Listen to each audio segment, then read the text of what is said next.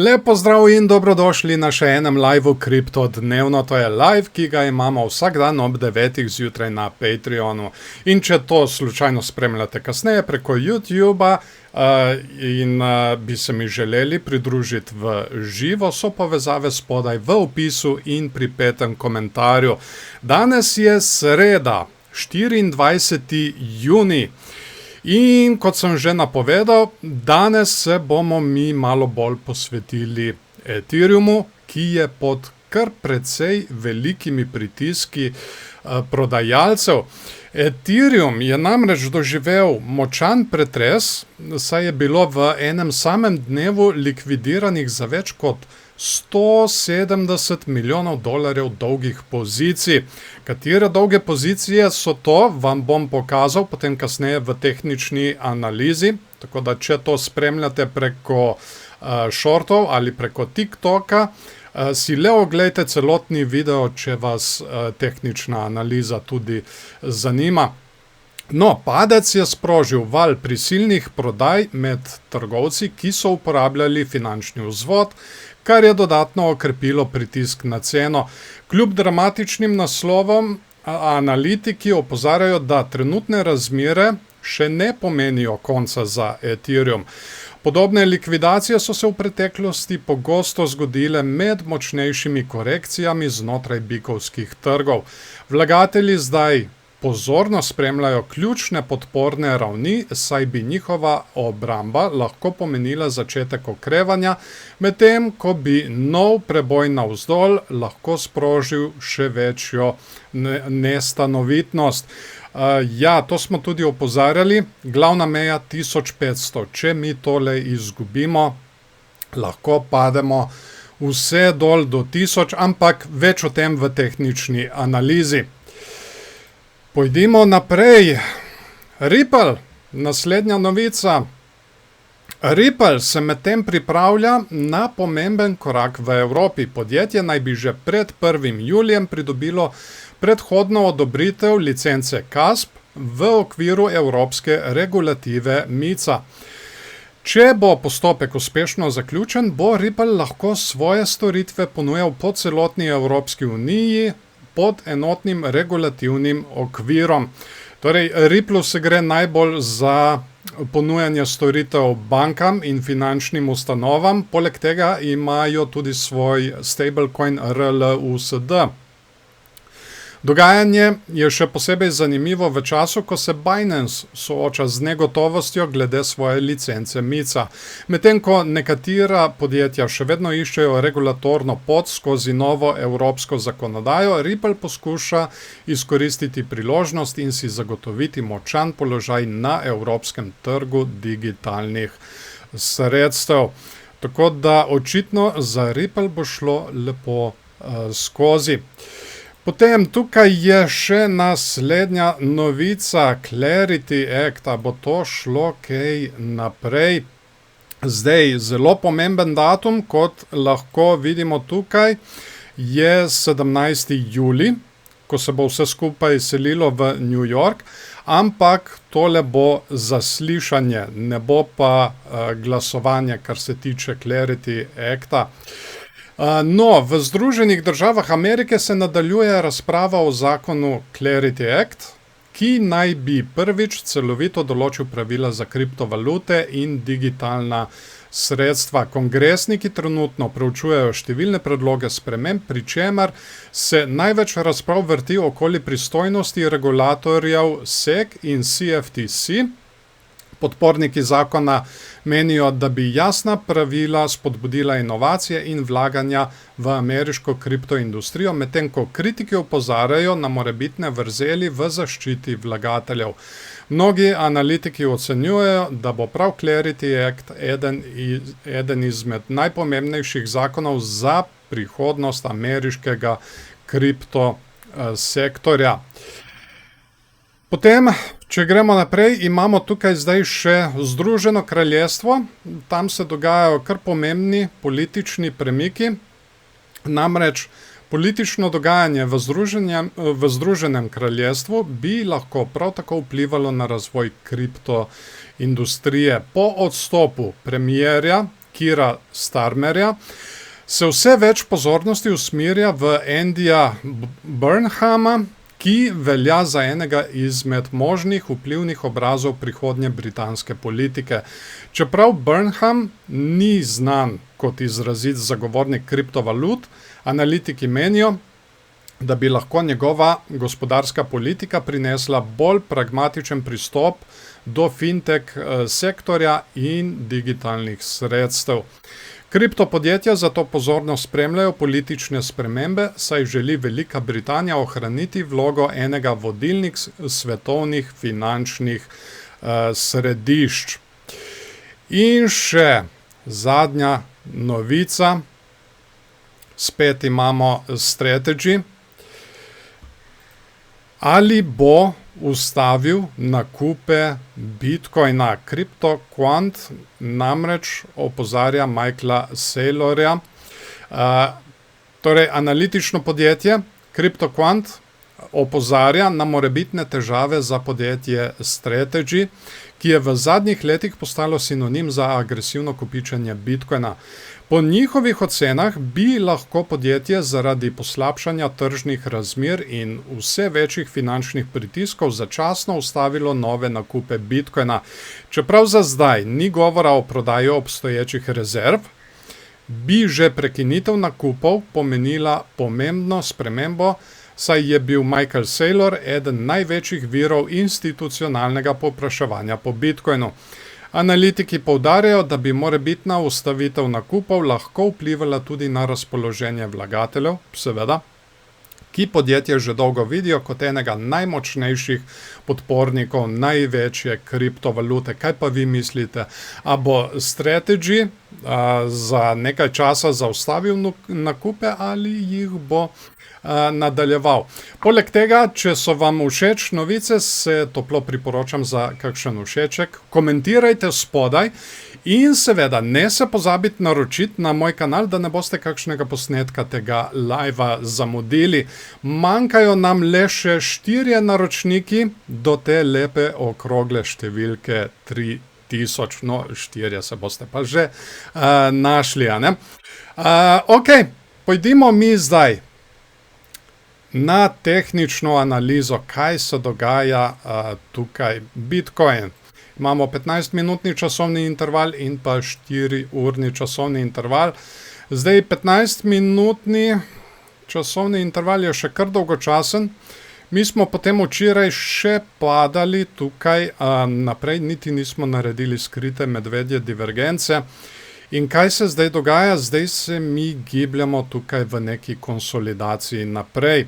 Kar pomeni, imeli smo tale oster padec, konsolidacija, in to bi lahko bil signal, da bomo mi padali še naprej, kljub temu, da se tukaj nabira ogromno kratkih pozicij. Bomo pa videli, kako se bo tole izrazilo zdaj naprej v prihodnosti. 4-urni časovni interval je še sploh bolj zanimiv, kaj smo mi tukaj delali. Mi smo označili tale Head and Shoulders, ki se je lepo iztekel, in izpostavili smo tole njegovo neckline mejo in smo rekli, če mi tole prebijemo, lahko padamo še naprej dol, vse do 57 000, kot smo izmerili. In ja, mi smo tole mejo zdaj izgubili. Izgubili smo jo in zdaj jo mi testiramo kot odporno mejo. Torej, zelo verjeten scenarij, mi smo šli zdaj tole testirati in seveda, da padamo naprej dol. Prva meja, ki bi jo lahko testirali, je 60 000. Je pa zanimivo tudi tukaj, kar se tiče dolgih, kratkih pozicij, tale indikator, kar precej se nabira zdaj kratkih pozicij, tako da bo treba videti, kaj se bo dogajalo, ko ali če dosežemo mi tole mejo 60 000. Seveda, še vedno se lahko zgodi, da se biki pojavijo in prebijemo tole mejo nazaj notri. To se je tudi že dogajalo, ampak Zaenkrat je tole bolj malo verjetno. Tako da to bo treba vsekakor še spremljati naprej. Kar se tiče RSI-ja, ni nekih ključnih stvari, ki bi jih bilo tukaj za izpostaviti. Poglejmo mi zdaj še tukaj likvidacijska območja. Imam naštimano na 2 tedna in ja, ogromno jih je tukaj spodaj. Pobrali smo tale zgoraj, ki smo jih že prej izpostavili, s tem smo naredili tudi desno ramo in zdaj se spet nabirajo tukaj likvidacijska območja, ki bi jih lahko zdaj v kratkem šli pobirati. In tukaj je ogromno ljudi, ki so stavili na rast. Kaj imamo tukaj mejo? 61.700, 61.500. Dajmo mi pogledati tole še malo bolj oddaleč.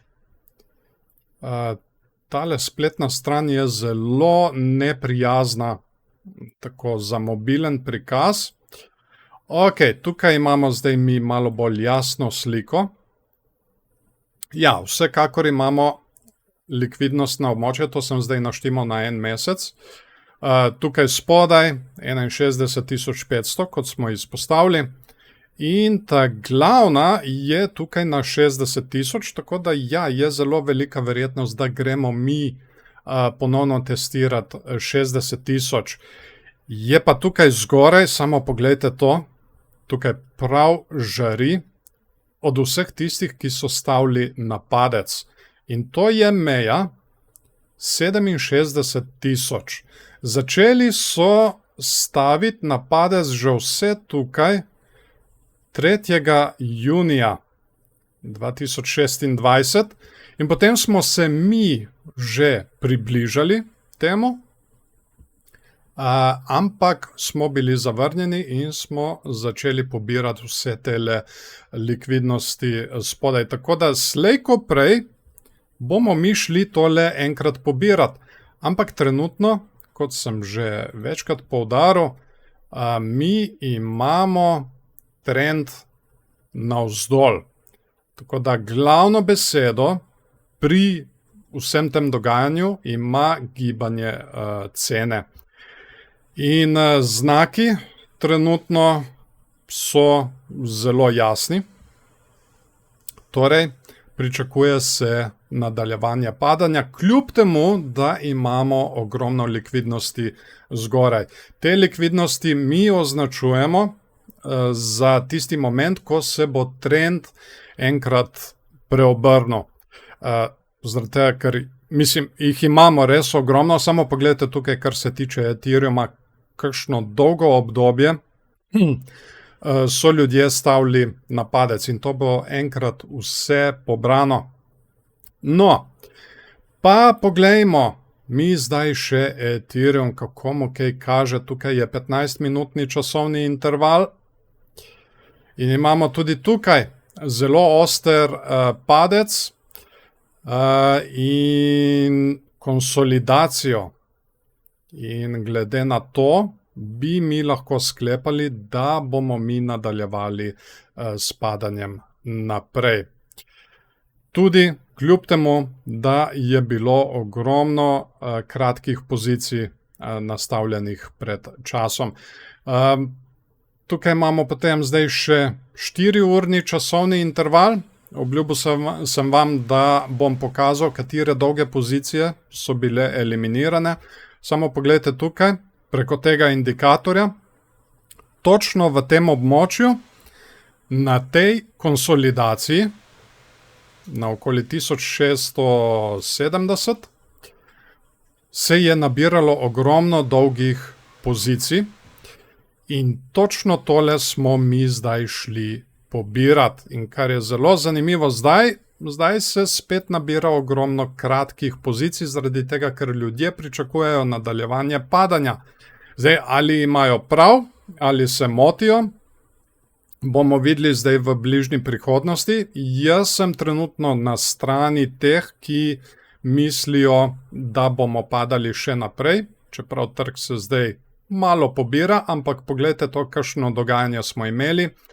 Tukaj naraščajoči, razširjajoči klin, medvedji vzorec, prebili smo njegovo spodnjo mejo in potem so se biki matrali ob tej spodnji meji ves ta čas, da bi jo pridobili nazaj, ampak jim ni uspelo. In potem seveda je sledila tale kazen.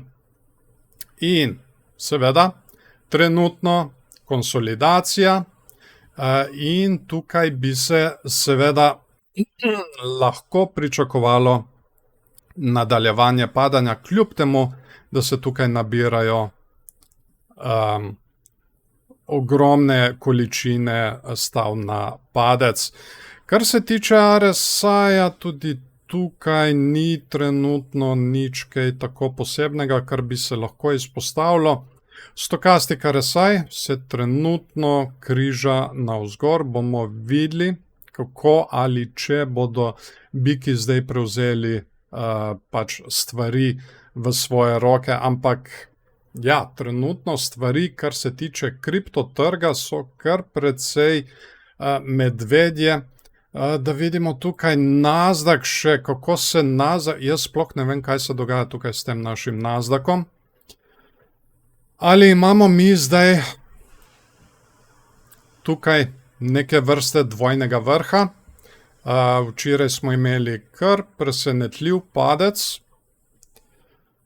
Zdaj, ja, ogromno vprašanje je, kaj imamo mi tukaj v tem območju. Ali je to neke vrste konsolidacija, ali pa smo mi zdaj naredili dvojni vrh, ki je medvedji vzorec, njegova neckline meja na tam nekje 28.000.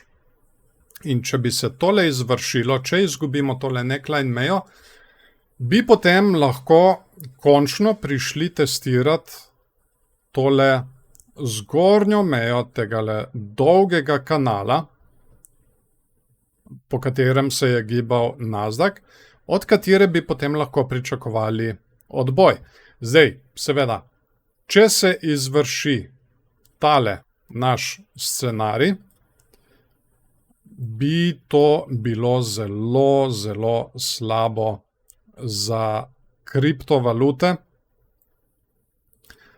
zaradi tega, ker, kot sem že večkrat poudaril, mi si z Nasdaqom delimo padce, ne delimo si pa rasti. Nasdaq ima dobesedno all-time high za all-time high, medtem ko Bitcoin in ostale kriptovalute nekako mirujejo. Čim Nasdaq pade, padejo tudi kriptovalute in to kar šokantno padejo. Dajmo pogledati zdaj še tukaj, kar se tiče RSI.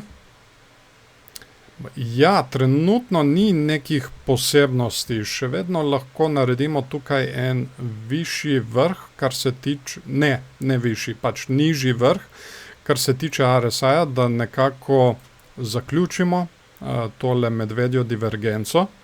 To bi bil potem že tretji udarec. Tukaj smo imeli tudi eno skrito bikovsko divergenco, ki se je nekako izvršila, ampak nismo presegli tega vrha. Tako da ja, to bi znalo biti še zelo zanimivo. Kot sem izpostavil, glavna meja je zdaj tukaj na okoli 28.000. Če mi tole presekamo, potem lahko padamo še naprej dol. Zdaj pa v zadnjem času pa nam RSI ne daje praktično nobenega signala za naprej. Ja, moram pogledati še en indikator, ki mi ga je priporočal Boris.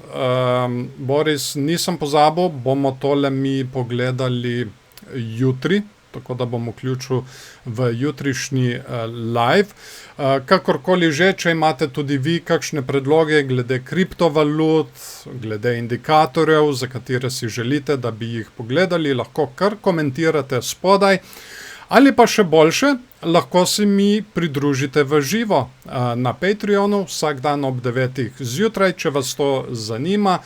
So seveda povezave spodaj v opisu in pri petem komentarju.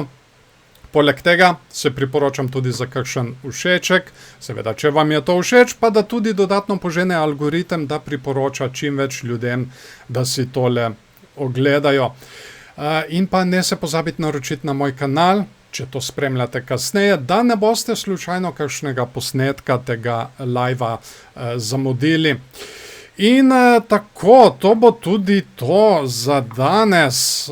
Jaz se vam zahvaljujem, da ste se mi pridružili. Želim vam lep dan še naprej in seveda se vidimo ponovno, če ne prej, jutri zjutraj ob 9. Čau, čau.